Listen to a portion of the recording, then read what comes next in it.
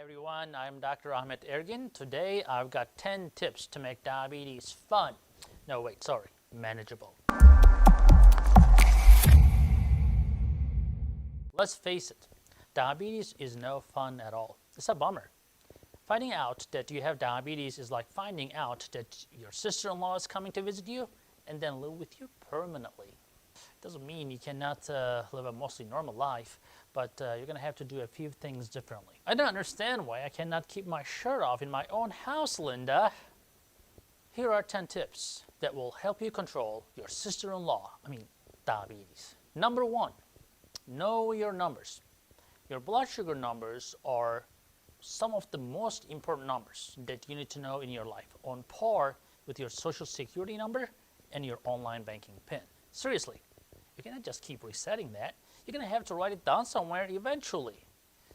Continuous glucose monitoring systems like Dexcom or Libre can be a big help when it comes to keeping tabs on your blood sugar. By the way, that's not sponsored at all.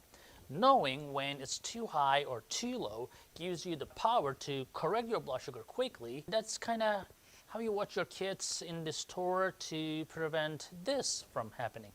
Glucose monitoring can also help you see patterns of how your blood sugars are changing over time. The data can give you or help you determine whether you might need to make some changes in your lifestyle, and we will talk about that after a few minutes. Number 2, time your tests right. What do I mean by that? If you're using a CGM, which is continuous glucose monitoring system, you should be testing your blood sugar with finger sticks at least 1 to 3 times a day, depending on your medications. The best time to test is after a meal, although I highly recommend knowing your fasting blood sugars because your blood sugars will change drastically in between meals, before meals, after meals, etc. As an added benefit, the dread of blinding pain in your fingertip can help you prevent from eating, which is a great weight loss strategy. Just kidding. Just do your finger sticks right and you'll be okay. And number 3, keep a good record. Testing alone is not enough. You have to keep your numbers somewhere too. Somewhere besides the back of your hand. Mid-school is over, bro.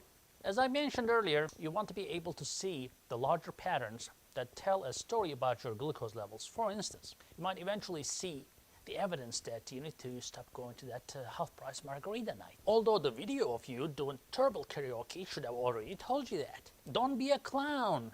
Write your numbers down. Or you can throw out your pencil, stop living in the 90s, and download my Sugar MDs app, the link below. In addition to logging your blood sugar data, the app lets you record your diet, your workouts, even your mood. Number 4, don't overlook your blood pressure and your cholesterol. Patients with diabetes are also at high risk for heart attacks and strokes. You know that. You have to find ways to keep your blood pressure and cholesterol under control. The magic number for blood pressure is 120/70. If you can stay close to that, that's great, that's cool. But anything above 140/90 means you are kind of in hypertension. 160/100 puts you in the dangerous Yosemite Sam territory. As far as your cholesterol goes, you want to avoid letting your LDL rise above 100. Women should aim to keep their HDL above 60, while men should keep their HDL above 50. HDL does not mean honey-do list. It refers to your cholesterol. Number 5, make better food choices. Healthy eating and your habits can be difficult to change, but if you do, it can help your diabetes management a lot easier. This doesn't mean you have to go all out and stop eating everything. Just start with some simple changes you can stick to, like eating more vegetables and stealing fewer Reese's cups from your kid's Halloween candy stash. Another great option for diabetics is Mediterranean eating. It's delicious and can even help you reduce the risk of other chronic diseases. Now, if you're into that, click in the link below to learn more about the Mediterranean eating from this handsome devil. Number 6, exercise regularly. Keep up, get up, and move. No, not right now. Just finish watching the video first and then get up and move. Or hey, Do some leg lifts right now on your chair while you're watching me. I'm not going to make fun of you. I promise. Exercise offers you benefits beyond weight loss alone.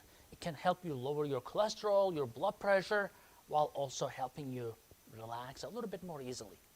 Even if you eke out just 30 minutes of exercise in a 30-day, you will find that you have more energy. That could be the just boost you need to finally stop doing this. Number 7, get better at managing stress. Okay. It's easier said than done. I know that. But there are a ton of great stress management techniques out there, and learning how to use them effectively can be a great news for you. And that will help your diabetes as well as your fingernails. For instance, you can avoid those long 1 hour, 2 hour arguments with strangers on the Facebook. What are you getting out of that anyway? You're never gonna totally avoid stress, but the key is finding healthy outlets for it. Open up to family and friends or a support group about how you're feeling. It's important to be vulnerable sometimes with the people you trust so that they can make fun of you in a healthy way. Exercise is another great stress management technique. As I mentioned earlier, it prompts your brain to release chemicals that will actually make you feel better. You heard me right. Your brain can get you high all by itself. And it's legal in all 50 states.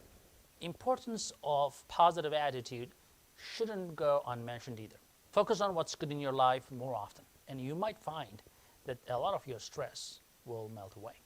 Be kind to yourself. Number 8, stick to your meds. I get it. Everyone hates swallowing pills or doing injections. Don't even get me started on the suppositories. But your doctor prescribes your medications for a reason. It's not a prank, not even the laxatives.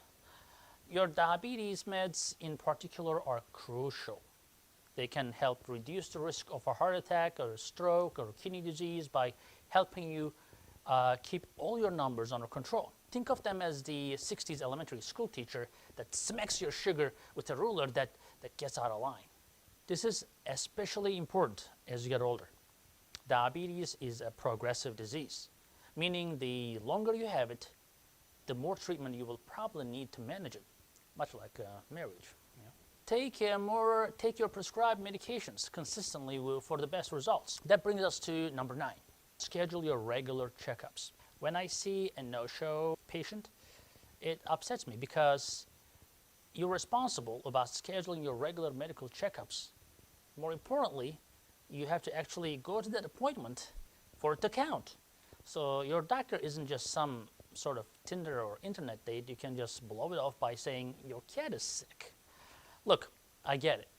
Life moves fast and you're busy. You're a busy person, just like me.